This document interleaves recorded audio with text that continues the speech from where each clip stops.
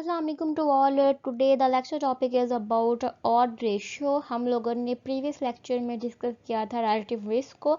Relative risk and odd ratio mostly मिलते जुलते से कॉन्सेप्ट हैं और अक्सर कंफ्यूज कर जाते हैं। तो आज हम लोग डिस्कस करेंगे कि ऑड रेशियो हम लोग क्यों यूज़ करते हैं, इसका क्या पर्पस है। तो लेक्चर को स्टार्ट करने से पहले जिन लोगों ने अभी तक मेरे चैनल को सब्सक्राइब नहीं किया उन सबसे रिक्वेस्ट है कि वो मेरे चैनल को सब्सक्राइब कर दे और बेल आइकॉन को भी क्लिक कर दे ताकि हम लोग रोज़ रोज़ मिलते रहें और एक दूसरे की नॉलेज को इंक्रीज़ कर सकें। चलते हैं आज के लेक्चर की तरफ। फर्स्टली हम एक छोटा सा इंट्रो देख लेते हैं ऑड रेशियो का। What is odd ratio?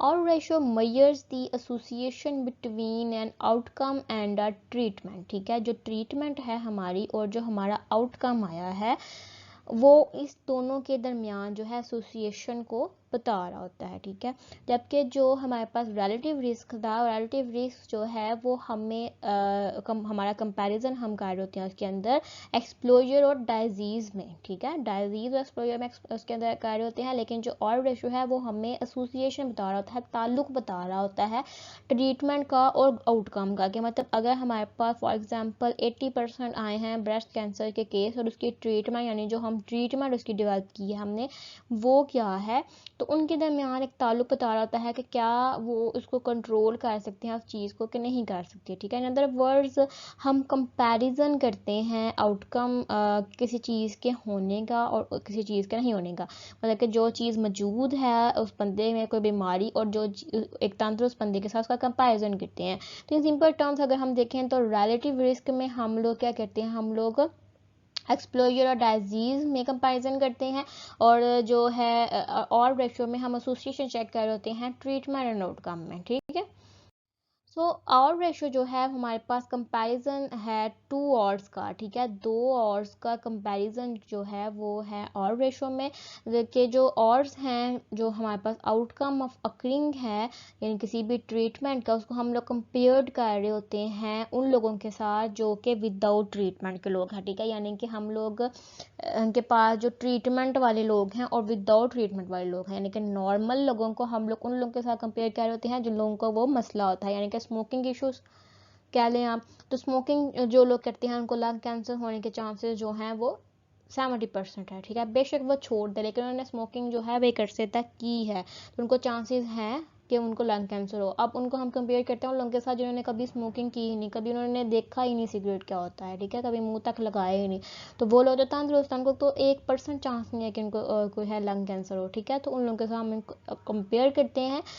ठीक है, कि इनके कितने परसेंट चांसेस हैं कि ये इनको मसला हो सकता है और इनको मसला नहीं हो सकता, यानी कि odds of treatment odds of not of treatment को कंपेयर कर रहे होते हैं। अगर हम देखें इनके थोड़े से हम शॉर्ट इंट्रो पे देखते हैं कि और रेशो हम किस तरीके से इंटरप्रेट कर सकते हैं। तो और रेशो अगर 1 आती है हमारे पास तो वह इंडिकेट करती है कि कोई भी इफेक्ट नहीं है दो आवर्स के अंदर, यानी कि एक्सपोजर आउटकम में। अगर और रेशो हमारे पास लेस देन 1 आती है तो वह इंडिकेट कर रही होती है कि लोअर ऑर्ड्स का मतलब आपस में रिलेशनशिप आ रहा है। और अगर और रेशो हमारे पास ग्रेटर देन 1 चली जाती है तो ये हमें बता रही होती है कि कितने ज़्यादा रिस्क है ज़्यादा एक्सपोजर और आउटकम में। ठीक है, तो अब हम एक एग्जांपल देख लेते हैं और इसको हम लोग साथ साथ पढ़ते हैं और साथ साथ आपको मैं इसको समझाती हूँ कि ये क्या है।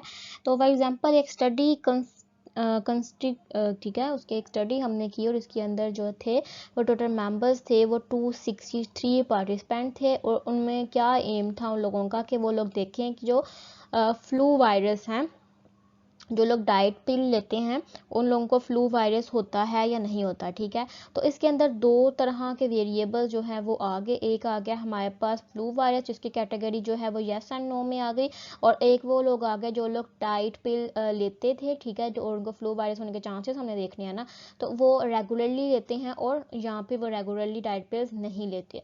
अब इसमें से जो 100 बंदे थे वो, ठीक है, 100 जो पार्टिसिपेंट थे उनको हमने चेक किया तो उनमें से 45 जो थे वो उनको फ्लू वायरस था और वो रेगुलरली जो है वो डाइट पिल्स लेते थे। और 86 जो मेंबर्स थे, ठीक है। उनको फ्लू वायरस था लेकिन वो रेगुलरली यानी कि पिल्स नहीं लेते थे, और जो 32 पार्टिसिपेंट थे उनको फ्लू वायरस नहीं था और वो रेगुलरली पिल्स लेते थे, और 100 पार्टिसिपेंट जो है उनको फ्लू वायरस नहीं था लेकिन वो जो है वो रोज़ डाइट पिल्स भी नहीं लेते थे।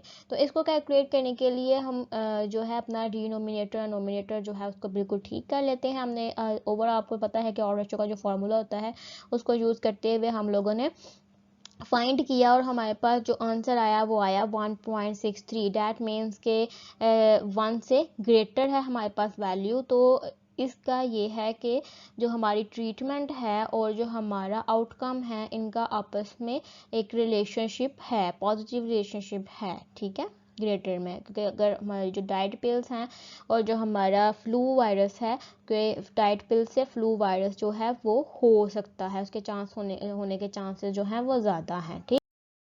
तो होप्स हो कि आपको आज ऑड रेशो का जो लेक्चर है वो समझ में आया होगा कि हम इसको ऑड रेशो को क्यों यूज़ करते हैं और क्या इसका पर्पस होता है। इसको हम लोग एज अ एसोसिएशन चेक करने के लिए यूज़ करते हैं, अपनी डायजीज़ की और यानी कि ट्रीटमेंट की और अपने आउटकम की, यानी कि ट्रीटमेंट वाले ग्रुप को नॉन ट्रीटमेंट वाले ग्रुप को कंपेयर करते हैं। तो जिन लोगों ने अभी तक मेरे चैनल को सब्सक्राइब नहीं किया, सबसे रिक्वेस्ट है कि वो मेरे चैनल को सब्सक्राइब कर दे और बेल आइकॉन को भी क्लिक कर दे, ताकि हम लोग रोज़ रोज़ मिलते रहें और एक दूसरे की नॉलेज को इंक्रीज़ कर सकें।